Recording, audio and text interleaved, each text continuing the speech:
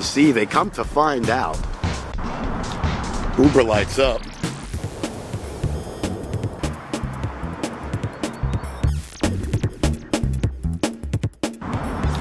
Uber lights up. Human monkey experiments and edible six-pack rings. Ooh, I got some stories for you guys today. Hello, everyone. Hope you're having a marvelous day. It is just wonderful out. I thought today would be another good time to share some odd and unusual stories that we found on the internet.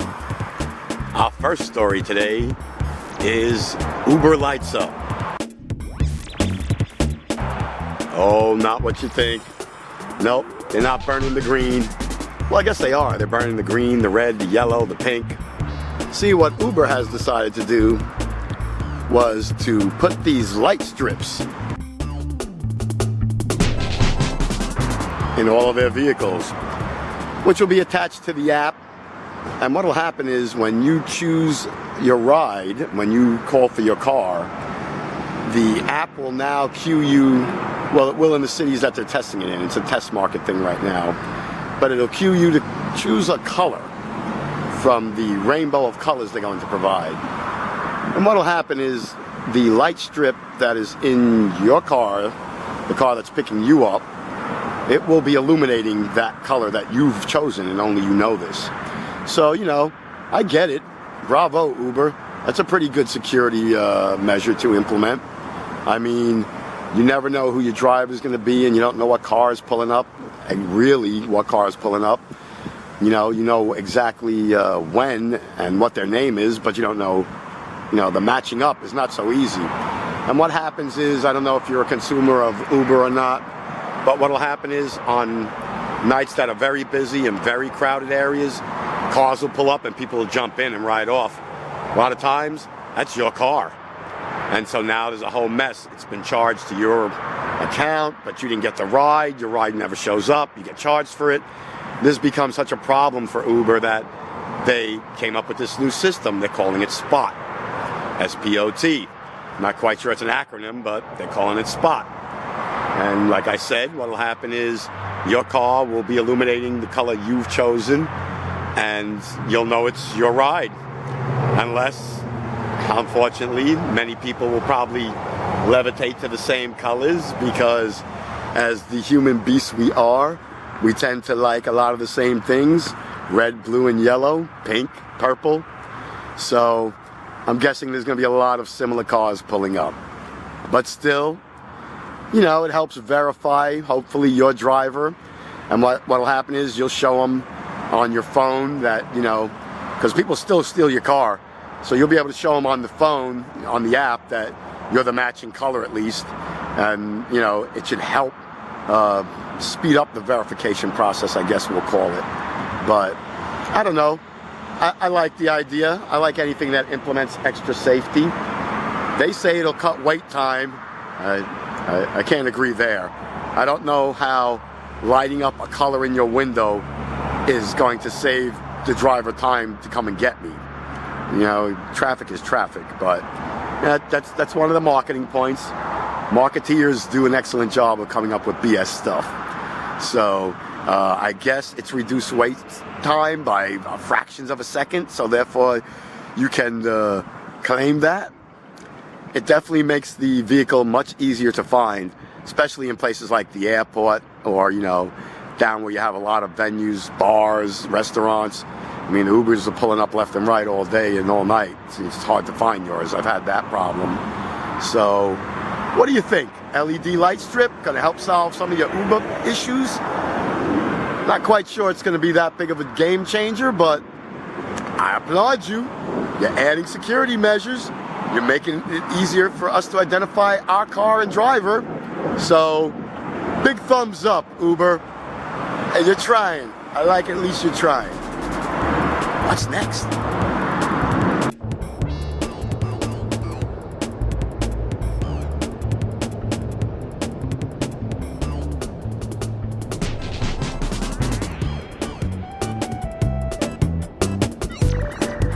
Oh, the next story is an awesome one. The next story comes to us from a company called Saltwater Brewery. They are an alcohol beer brewery company, but they have come up with one of the first edible six-pack ring holders.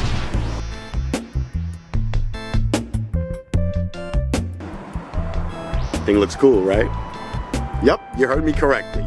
That ring I just showed you, that six-pack ring, it's 100% biodegradable, 100% edible for ocean life. I mean, we all know the cause and effect of the plastic ring holders that package some of our favorite beverages. And I don't want to pick on beer alone, because soda, all Coca-Cola, all of them used it in the past and contributed to this problem. Many of them still use it today in other markets. You won't see those plastic holders as much here in the US on six-packs of soda, but whenever I travel abroad, for some reason I see them all the time. Although other countries are trying to do a better job, a lot of smaller countries can't, and so they get that product because it's a better price point for the distributor there. But I mean, let's face it. I mean, look at these examples.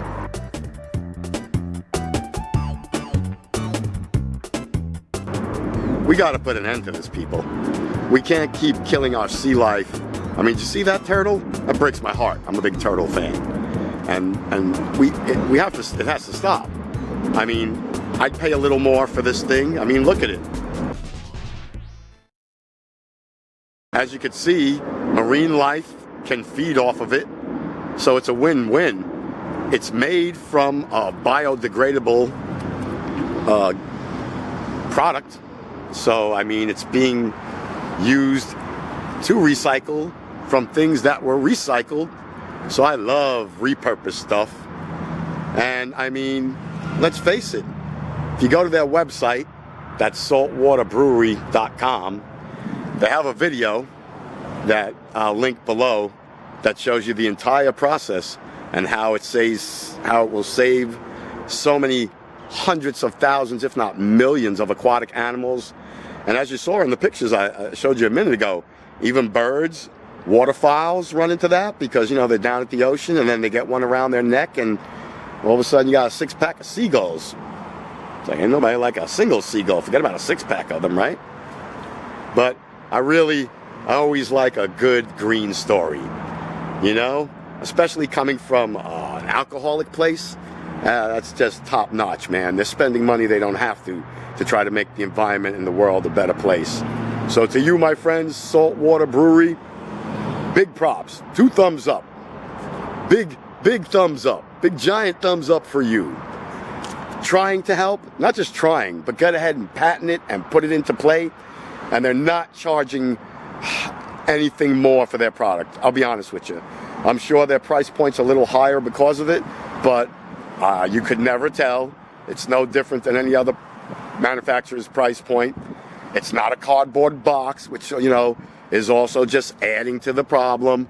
It's not the ring of death like you've seen that are strangling sea animals and waterfowl. You know, they thought ahead. They knew they'd spend some money, but they'd rather have and leave a better world behind. So, man, I got to start thinking that way. I need to come up with something that'll make the world a better place. Not only does it make you wealthy, because now many other manufacturers are moving towards using this and they own the patent on it, so they get the royalties on that. But it must make you feel great when you see that you could save animals flying in the ocean all around just with spending a couple extra pennies. Excellent. Biodegradable six-pack holder. My favorite invention of the week. All right, boys and girls, I have just one more story for you. It is a sci-fi thriller of an event, and I think you're going to find it as unbelievable but interesting as I did. Currently, our good friends in China are drawing a bit of an ethical physical problem on themselves, and scientists that seem to be working with them. See, what's happened is the Chinese Academy of Science has gone forward with one of our most worst nightmares. We've actually made an entire series of movies about this. But if you haven't guessed yet, that's right. Our friends in China are experimenting with some gene splicing. They're actually splicing human DNA into monkey brains. That's right. So you get that fella that you see down there. Hybrid monkey human. That thing look creepy or what? See the fingernails on that? Looks like it needs a manicure. Oh. See, what's happened is they've been outed. Some of our professors from here were very curious to hear about their new hybrid monkey brain gene splicing technique. And lo and behold, when they went over there, they noticed that they've been moving forward with it at an enormous rate. Not only had they petri dished the deal and spliced monkey brain and human DNA, but they actually went the whole 9 yards, and they cloned a monkey-human hybrid. That's right. You see, I'm sitting down because, man, it's a lot to take in. That weird-looking thing I showed you a couple of frames ago is a actual monkey-human hybrid. It can't talk, that we know of yet. I mean, this is real 100% Planet of the Apes stuff we're talking about here. So scary that the scientists involved decided they don't want to be part of that. So they left and hightailed it home back to the United States. See, they come to find out that this was actually series 11 of clone experiments that our good friends in China have been doing with human DNA, and it's very unethical. It's so close to the point of Planet of the Apes that our scientists felt that actually euthanizing them, the human-monkey hybrids we're talking about that they have currently, that euthanizing them to study their brains is similar to murder of a human, to study their brain. See, the basis to all of this, of course, had great intentions. They're looking into things like Alzheimer, Parkinson's, MS, you know, just horrible, horrible, debilitating diseases that tend to always target the brain. And so I guess, you know, in the name of science, you would try to minimize and maximize your research. So when I say minimize, using primates is a very touchy subject in research today. So you would want to minimize the amount of primates that you would have to use to, you know, do your live comparison as close as possible studies, because, you know, that we know of, China's not doing any human experiments. And it's totally unethical and unheard of here in America. We don't do that. At least I hope no one's doing that. God, no one be doing that. And so, therein lies the ethical dilemma, correct? If you're making something to completely emulate a human being, and we're talking about a primate now that is our closest relative in the animal kingdom to us, then is it ethical to, you know, inject them with diseases, infect them with viruses, and then, you know, euthanize them, which is just a clinical term for murder? I mean, not murder per se, but killing. All right, killing is a much better way of putting it. I guess it is murder. I mean, depending on who you are and what you believe, I believe you can call that murder. Is it worth murdering them to, you know, better our cause? You know, I'm in the medical industry and I believe in certain things. I know the price of progress. It's nothing pretty and no one ever wants to pay it. Unfortunately, it just has to be done sometimes.